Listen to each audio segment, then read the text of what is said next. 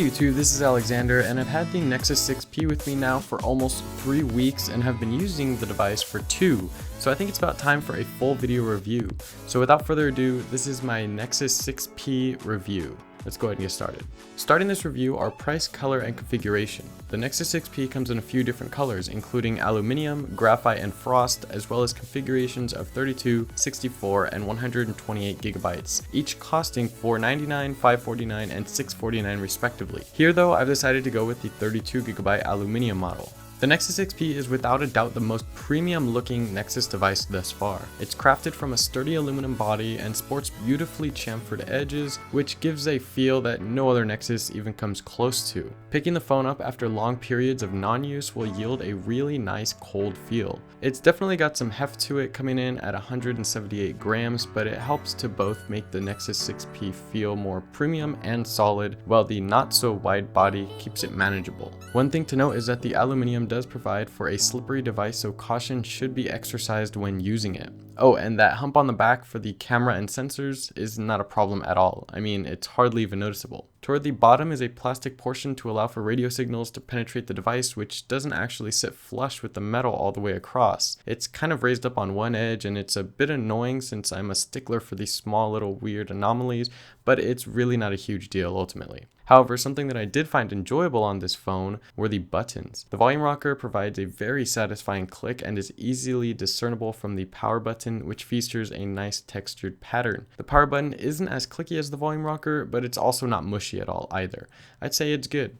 Let's move around the phone. So here on the bottom of the Nexus 6P, we have our USB Type-C port. As I've mentioned before, USB Type-C is great since the cable can be plugged in either way, just like Apple's Lightning cable, but Android Marshmallow has a few tricks up its sleeve. One of these is the ability to charge another phone with the USB Type-C port. I haven't needed to use this feature, but I've got a trip coming up with my girlfriend who will have the Nexus 5X, so I can see this being handy for swapping some power to each other if needed. The downside? Well, since USB Type-C is still a new standard for devices, it's going to take some time before mass adoption takes place, and all other micro USB cables will be rendered useless. Oh, and up top is where the headphone jack lives. Now, it's not the place that I would have preferred it to be, as you might know, but c'est la vie. We've also got a SIM tray slot on the upper left side. Heading around the back, we can see our much improved 12.3 megapixel camera, which is utilizing Sony's IMX377 sensor, and right beside that, we have a dual LED flash and laser autofocus. Housing all this camera equipment is a black bar made of Gorilla Glass 4. The glass bar helps to allow radio signals to pass through the device, just as the earlier mentioned plastic bottom does. Anyway, the camera has been very good. I won't spend too much time here since the cameras are identical on the 6P and 5X, but I will say that the photos are very sharp with accurate colors and good lighting. Whites tend to be blown out and the image overexposed unless you enable HDR plus in some cases. Not much separates the Nexus 6P and 5X cameras besides the 6P's addition of 240 frames per second slow-mo recording, so if you'd like more detail on camera performance, I'd encourage you to have a look at my Nexus 5X review, linked down below in the description. Just under the camera, we've got what Google is calling Nexus Imprint. It's essentially a fingerprint scanner.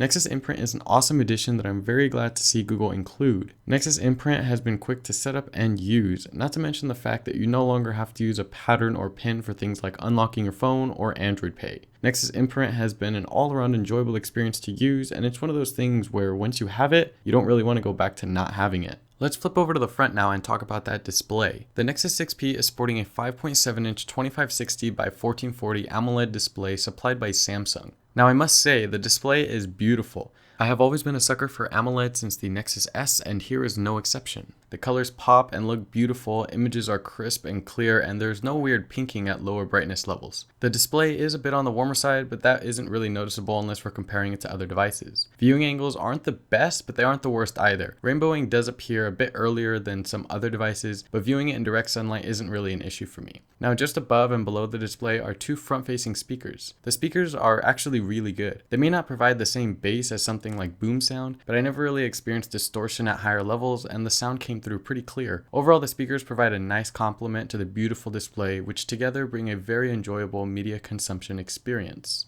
Let's dive into performance. So the Nexus 6P is using Qualcomm Snapdragon 810 64-bit octa-core processor clocked at 2 GHz. Wow, that's a mouthful to say. Additionally, the 6P has 3 GB of RAM and an Adreno 430 GPU. Essentially, this means that everyday performance is smooth as butter. Transitions, animations, scrolling, and the like are all fluid.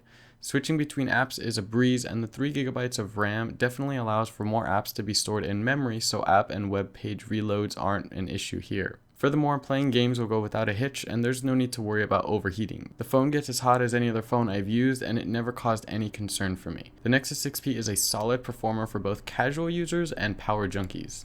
Lastly, we have battery life, which has been actually very good.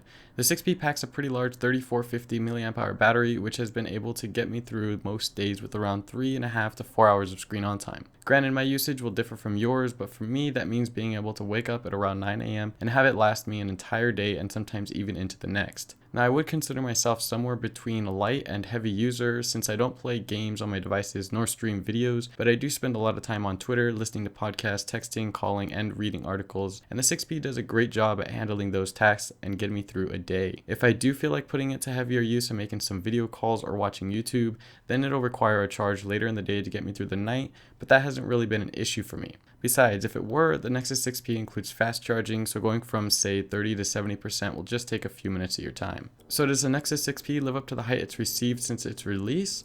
Absolutely. There really isn't anything wrong with this device. It feels amazing, looks good, has a great camera, performs well, and battery life is very good. For $500, it's tough for the other expensive flagships to compete with it, but also the more affordable ones, since it would just take a bit more saving to go from the price of something like a Nexus 5X or Moto X to the Nexus 6P. Unless you really can't spend the cash, prefer a smaller device, or something other than the 6P for aesthetic reasons, I really couldn't see why someone shouldn't get this phone. Plus, you're guaranteed speedy updates from Google since it's a Nexus device. Anyway, that's it for this video. I hope you all enjoyed, and if you did, be sure to hit that like button and subscribe down there for more videos from me, and I'll catch you in the next one. Peace.